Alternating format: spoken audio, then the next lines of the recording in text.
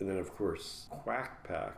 It was originally called Duck Days. The way I hear it, and I don't know, because, it could be not exactly true, but I think it's true. Jim Megan and I think Carl Gears were set to develop it. And much like Tad Stones was locked in his office for about 6 months or so when I first started coming up with Darkwing Duck and all the, the artwork or whatever, Jim and Carl were figuring out the show for Duck Days or Quack Pack. And at the time, Home Improvement was a big hit for Disney ABC. And they got the idea that Donald would be like the Tim Allen character, and he would have Huey, Louie, and Dewey, much like Tim Allen was the Harry dad of the three kids.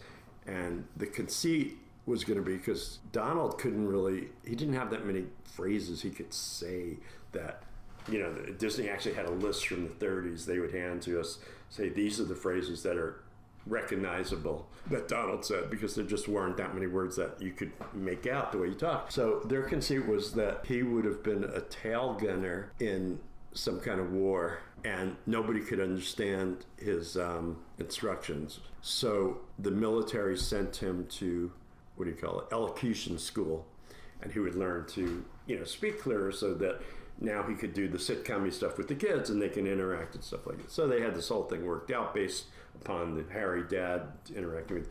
And the way I hear it, they went to pitch at Katzenberg and the whole table of Disney suits. And they said, okay, so in this Donald, he went to elocution school because nobody could understand him in the military.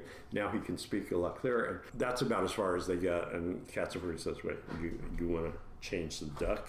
You're going to change the way Donald Duck talks? And that was pretty much the end of the pitch. So that was it. So 6 months of work down the drain, because without that, they didn't really have a show. So then it became just really harried, and it became Daisy Duck would be a roving reporter, and the kids would be tag-alongs, and Donald would almost be comic relief. You cut to him in the hammock doing gags and stuff like that. And it was a weird time at Disney because we were between shows, and I think I wrote the Bible for Quack Pack. But I guess the show was okay. I'm not sure how it did in relation to the other ones. I don't think of it as one of the great ones. Jim Peterson, writer.